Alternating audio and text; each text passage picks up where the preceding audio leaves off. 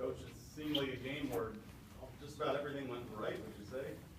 Joe, I would say, yeah, I think everything went pretty well today. I think the offensively, we were able to move the ball both on the ground and in the air. I was pleased with that from a defensive perspective. I thought we had a good game plan. I thought the guys did a good job of getting to the ball. You know, we gave up that big touchdown pass, but you know what? He was covered, and I think that kid is a hell of a receiver. I thought we did a pretty good job on special teams. They gained a little bit more yards than we would have liked on the kickoff return, and we missed the field goal. But I think across the board, I think the effort we had was really good. I think we were probably pretty low on penalties.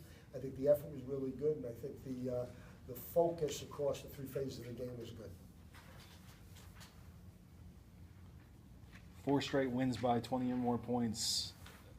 How pleased are you with the margins of victory you're having in this stretch? You know what, I don't normally pay attention to the margin of victory. In fact, a lot of times I don't know what the score is, right? And I know what the score is now because I just glanced over to kind of see what it was. But what I think about during the game is, you know, we're up or we're down. If we're up by how many, we're down by how many, what's the situation? That's really what I'm thinking about during the span of the game. It's not so much the overall score. I wasn't aware that we've had 4 games in a row where we've had a margin of victory of 20, but you know, you want the victory, but what you want is to make sure across the different phases of the game that you're playing well. So margin of victory means a little less to us, and how we play means that much more. Hey guys, let's go ask me something tough. Good game, John. Thank you. Okay. Talk a little about John. 7 up, 8 catches, 111 yards. Pretty automatic, huh? Hey, without even looking at the statistics, John had 8 catches for 111 yards. John has done a good job for us all season. You got to catch both, turn upfield a little bit faster. Upfield, but kind of jumping around too much. But no, John has had a good season for us from the very, very beginning.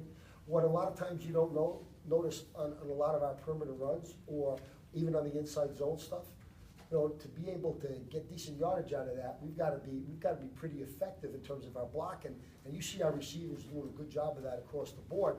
That's one of the things you may not notice John doing, but very, very effective in terms of blocking both on the perimeter and when he's got to downfield, as well as being able to catch the ball and pick up some yards after the catch. So good job today, John.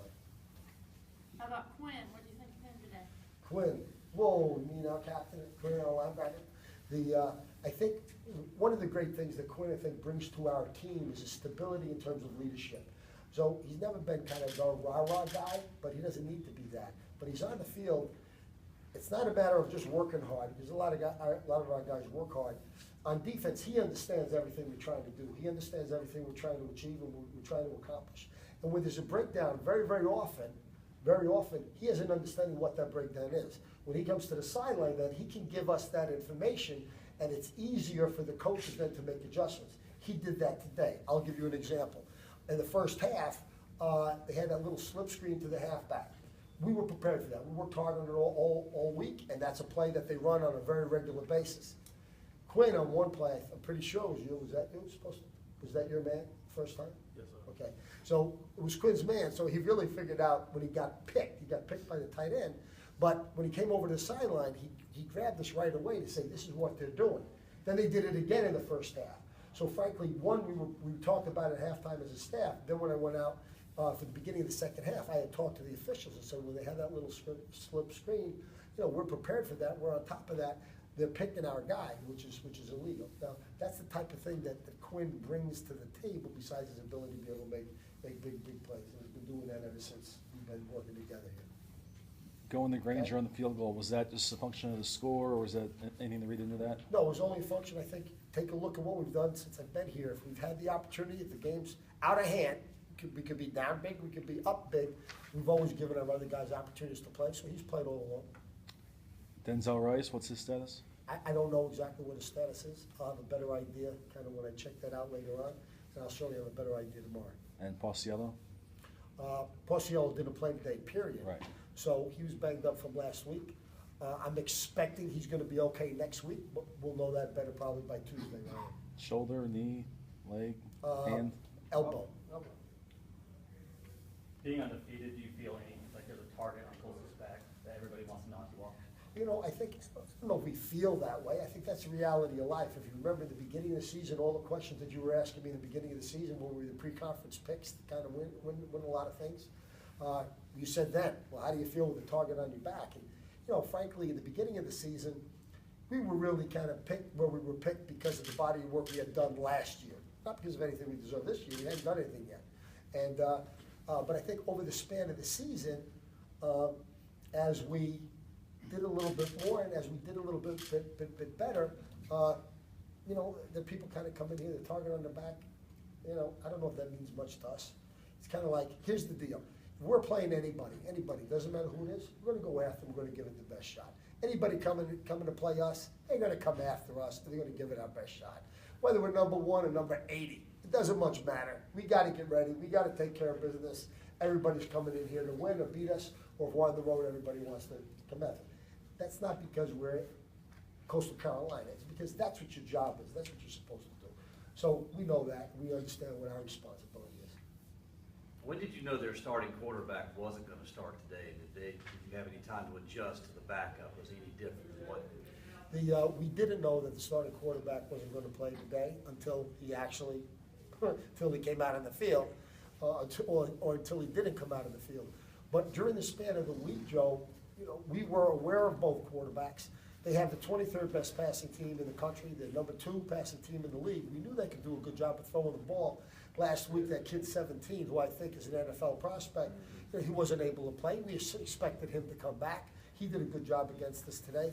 But the game plan and the preparation was the same. You can't have, unless the 2 quarterbacks are drastically different, you can't have 2 different game plans because you don't have enough time to perfect them both.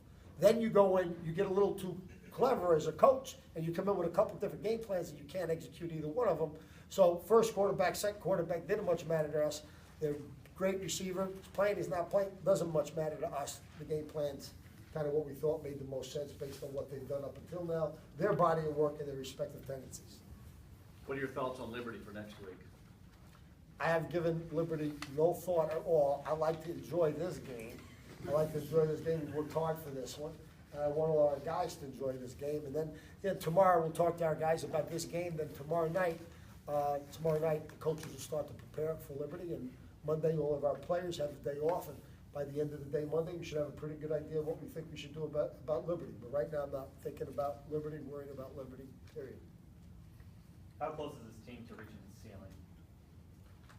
Well, some of the guys are really tall, so what they can do is they can jump up and hit the ceiling with their heads.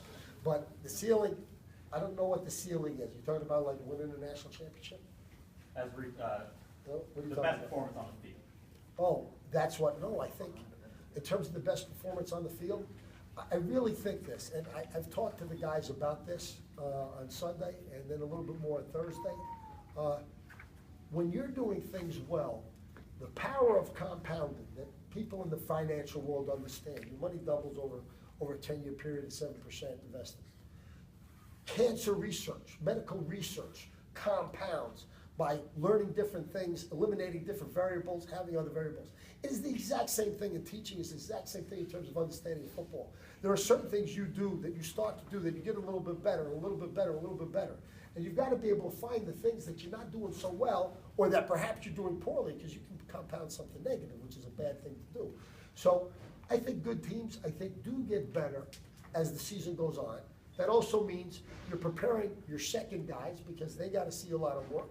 I think our last few times out, well, we might make some mistakes. I think we're kind of on all cylinders. I think our guys know. I think our offense knows what they need to do to get the job done. Our defense knows what they need to do to get the job done. Our special team guys need to know what to. I think they know what they need to do. That is our job as coaches, is to prepare our guys to give them an opportunity. So when it comes time to the field, they've got a better probability of being successful as far as execution. That was a little long-winded, I'm sorry, but I got carried away with the ceiling thing. Anything else for Coach? Do you think you'll hit a glass ceiling with the season? Okay, here we go again. Define Let's glass prove ceiling. it. Define glass ceiling? Do you think that you can even get better than what you're doing Oh, now? yeah, no, I think anybody on our team thinks that. I mean, there are things, remember the compounding thing, you can do something well, and actually just by focusing on it mentally, you can actually improve that. And then there are some things that we don't do so well that we gotta do a better job of. No, there's no question in my mind, and I'd like to ask any of our guys when they come up here later on, I don't think there's any question that, there are things we can get better at. But the compounding thing, you take something good, you keep improving on it, and it gets to the point that becomes an incredible competitive advantage. That's what we're focused on the latter part of the season, mental compounding.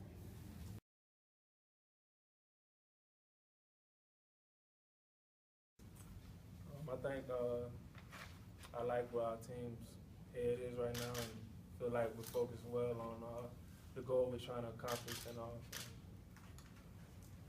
How's it feel to be able to haul in that many passes and grab 100? I mean, it's a pretty good day for you today. Yeah, I mean it's always a good feeling to have a good night, football night. But like I said before, anybody. I feel like any of our receivers could do that, and they have done that in the past with a quarterback like Alex Ross. Nah, all the credit goes to those guys. I mean, you see how much we spread it around. One game it could be Bruce and Tyrell, and then another game it's going to be John. That's how much we spread the ball around. So, I mean, all the guys do a great job of getting open, and I just distribute the ball to them. They do the rest. Alex, you're closing on Big Ben's records. Did you get a chance to talk to him this weekend when he was here? No, I didn't. We text every once in a while. He's always telling me good luck, stuff like that. But that's not something that I'm really focused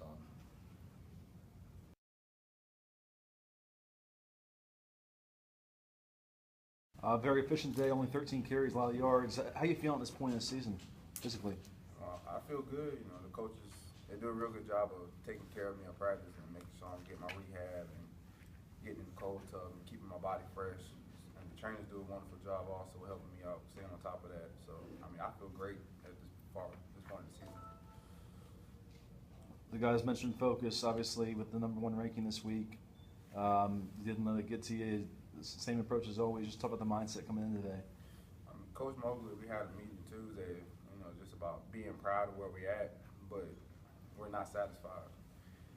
We can go into every week knowing that, we're top ranked, but if we don't go out and execute it and show it, it doesn't mean anything. So I think the focus as far as the team, I think, is getting to the point where we can actually be a great contender in the playoffs and so forth.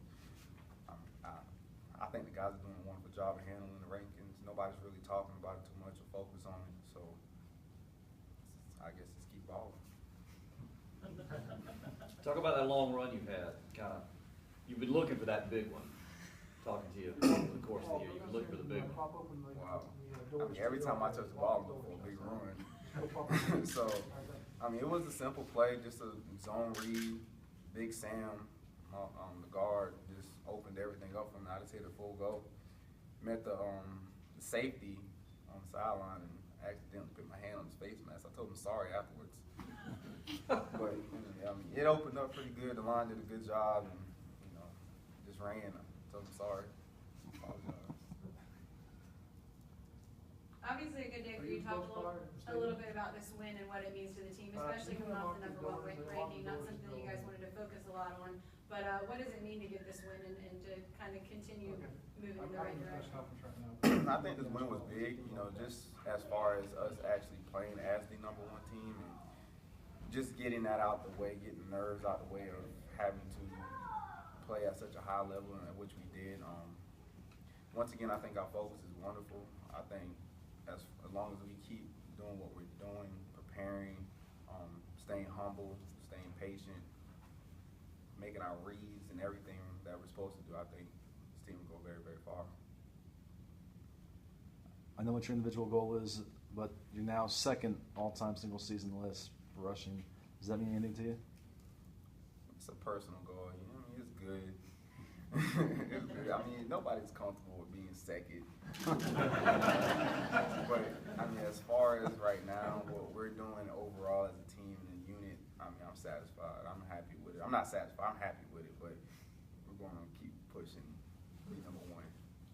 Did you get to talk to Zoe before the game? Oh, I talked to Zoe before the game, during the game, after the game.